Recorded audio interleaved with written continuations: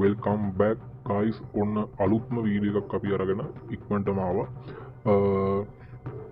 මේකට කලින් short video එකක් සමහරකට දකින්න ඇති. ඉතින් ඒකේ කතා කරා අපි MS Word එකේ තියෙන වලන් එකක් සම්බන්ධයෙන්. සාමාන්‍යයෙන් කිව්වොත් එහෙම ඒකේ ඩයග්නොස්ටික් ටූල් එකේ කියන්නේ ඒකේ එරර්ස් චෙක් කරන ටූල් එකේ තියෙන පොඩි වලන් එකක් සම්බන්ධයෙන්. ඉතින් හන්ටර්ස් කිව්වම දන්න ටීම් එකක්. හරිද? ජෝන් හැම්ඩන් සහ තව කීප දෙනෙක්ගේ එකතුලා තියෙන මෙතන පොඩි ටීම් එකක්. පොඩි ටීම් එකක් නෙමෙයි, මෙතන ගොඩක් ලොකු ටීම් එකක්. මේගොල්ලෝ ගොඩක් ලොකු වැඩක් කරන කට්ටිය. ඉතින් මේගොල්ලෝ කරපු රිසර්ච් එකකදී හොයාගෙන තියෙන වලන් එකක් සම්බන්ධයෙන් තමයි මේ එක්ස්ප්ලොයිට් එක එන්නේ. ඉතින් මෙතන වට පේන ඇති CVE කෝඩ් එක යටතේ මේක රෙජිස්ටර් කරලා තියෙනවා. ඉතින් මෙතන ලින්ක් කීපයක් දීලා තියෙනවා. එතන අන්ඩර්ස්ටෑන්ඩ් එක්ස්ප්ලොයිට් එකට ගියොත් එහෙම මේක එක්ස්ප්ලොයිට් එක කොහොමද වැඩ කරන්නේ කියලා අපිට විස්තරයක් දීලා තියෙනවා. ඉතින් ඔයාලට මේක බලන්න මම මේ වෙබ් එකේ ලින්ක් එක පහලින් දාලා තියෙනවා. ඔයා කැමති නම් ගිහලා බලන්න මේ වෙබ් එක කොහොමද මේ එක්ස්ප්ලොයිට් එක වෙන්නේ සහ මේ එක්ස්ප්ලොයිට් එක හොයාගත්තේ කොහොමද, මේක වැඩ කරන්නේ කොහොමද කියන විස්තර මේ ආටිකල් එකේ අඩංගු වෙනවා. ඉතින් මම වැඩි ඒ ගැන කතා කරන්නේ නැතුව අපේ එක්ස්ප්ලොයිට් එක නැත්නම් ඩෙමොන්ස්ට්‍රේෂන් එක්ස්ප්ලොයිට් එක ගැන කතා කරන්න, මේක කොහොමද ඩෙමොන්ස්ට්‍රේට් කරන්නේ කියලා.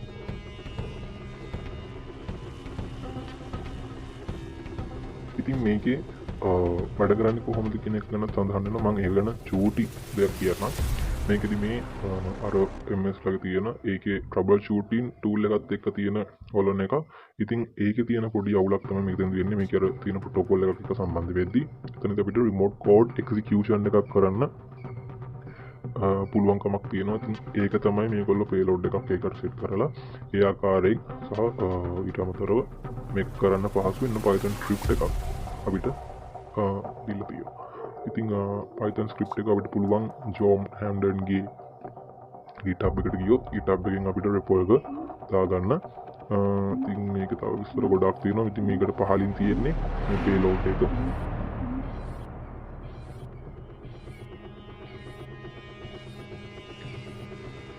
ඊට පස්සේ මේක වැඩ කරන විදිහත් දාලා තියෙනවා.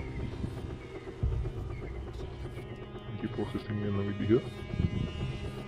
හරි. අපි යමු එහෙනම් එලෙට. ඉතින් මේ ඉන්නේ මම දන්න කෙනෙක්. මේගොල්ලෝ තමයි මේක එක්ස්පර්ට්ලා මේ වලන්නේ කිය අයිතිකාරයෝ හොයාගත්ත කට්ටිය. හරි. මේ තමයි ටූල් එක. මම මේ ටූල් එකේ ලින්ක් එකක් දාලා තියන්නම්. මොකද මේක අපිට උදව් වෙනවා මේ එක්ස්ප්ලොයිට් එක අපිට කරන්න. මම මේක git එක මම මේ repo එක clone කරගන්නම් මගේ machine එකට. ඉතින් මම already දැනට clone කරගෙන තියෙන. ඉතින් අපි දන්නවා repo එක clone කරගන්නේ git clone කියන command එකත් එක්ක ඒ link එක දුන්නාම. ඉතින් මම එහෙම විදිහට one command එකකින් දීලා පෙන්නන්නම්. දුන්නාම මගේ already assist කියලා වැටෙනවා. මම මේක දැනටම clone කරගෙන තියෙන ඉඳලා ඉතින් මම මේකේ directory එකට යන්නම් clone වෙච්ච. ඉතින් msdt Follina කියලා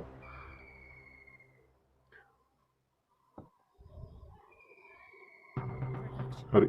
මේකේ තියෙන Python ෆයිල් එකක් මෙතන follina.py කියලා මෙතන තියෙන Python script එකක් තියෙන්නේ. ඉතින් මම මේ tool එක run කරද්දී ඔයාලට පළවෙනි පාරම මේකේ run කරන්න දෙන්නේ නැහැ. මේකේ interface එකක් specific කරන්න කියලා කියනවා.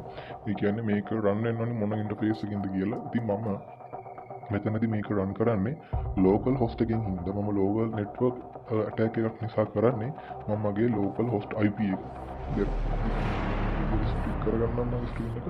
ඊට මම මෙන්න මේකෙදි මගේ IP address එක ගන්න. මේක තමයි මගේ local host එක.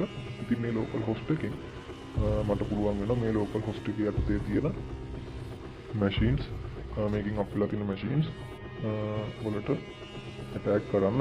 ඉතින් මෙන්න මේ විදිහට මම අපිට -h කියලා ගියපුවම මේකේ help commands එනවා. ඉතින් එතනදී පුළුවන් අපිට මේකේ වැඩ කරන්න කොහොමද කියලා ගන්න. ඉතින් මෙතන තියෙනවා interface කියලා -i යටතේ define කරපු එකක්. ඉතින් මම මෙතන -i කියලා දීලා මගේ host එක දෙනවා. මගේ host එක දුන්නාට පස්සේ මේක run කරන්න පුළුවන්. සහ එතකොට මෙතනදී follina.doc කියලා මෙතනදී ෆෝල්ඩ් එකක් හැදෙනවා. ඉතින් මෙන්න මේ ෆෝල්ඩ් එක තමයි malicious payload එකක් මේකට input කරලා තියෙන්නේ. ඒතකොට මෙන්න මේ payload එක අපේ ෆයිල් එකත් එක්කම රන් වෙනවා. හරිද? ඉතින් මේ රන් වෙලා මෙන්න මෙතකොට තමයි අපිට remote code execution එකක් කරන්න පුළුවන් විදිහට මේක හැදෙන්නේ. ඉතින් මම මුලින්ම මගේ Apache server එක on කරගෙන ඒ හරහා මම මගේ Windows පරිගණකයට මේ හදාගත්ත document file එක දාලා ඒ හරහා download කරගෙන අපි බලමු machine එක කොහොමද exploit කරන්න කියලා. සහ ඒ ඔස්සේ අපිට කරන්න පුළුවන් දේවල් කීපයකුත් බලමු. ඉතින් Apache server එක මේ මොහොතේ වැඩ කරනවා. ඉතින් මම මේක Follina doc එක මම copy කරගන්නවා මගේ HTML එහෙම නැත්නම් local host එකේ hosting එකට HTML folder එකට මම copy කරගන්නවා. ඉතින් ඒකට sudo command එකක් දෙන්න ඕනේ. මොකද super user privilege ඕන වෙනවා අපිට ඒක ගන්න. දීලා මම මෙහෙම copy කරගන්න. copy කරගත්තට පස්සේ අපිට පුළුවන් Windows පරිගණකයට ගිහිල්ලා මේ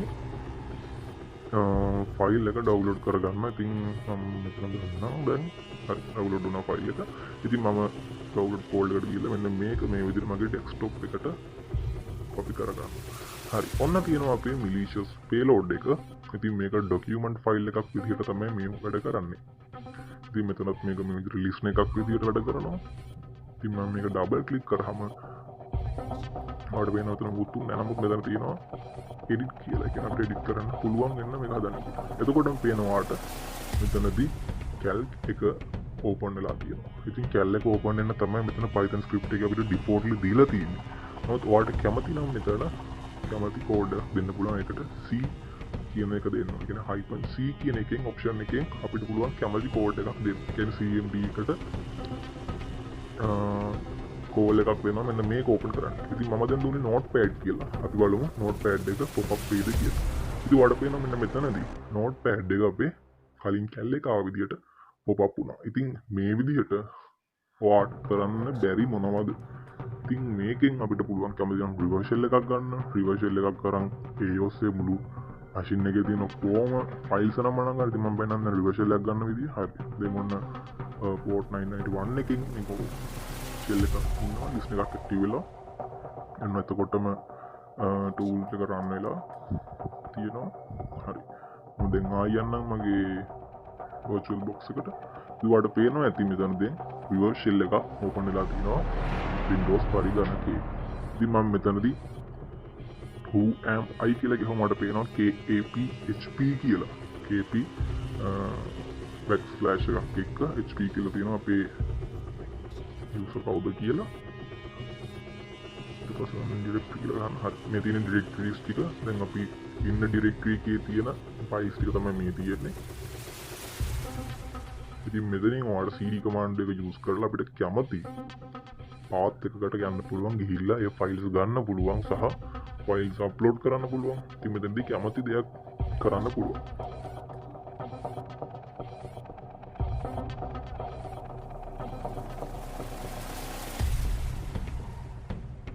මම දැන් ඉන්නේ HP කියන directory එකේ.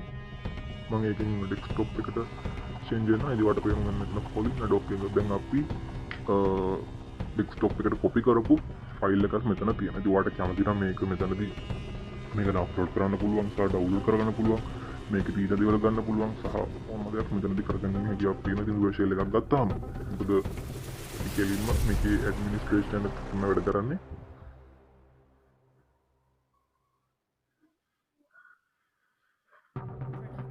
හරි.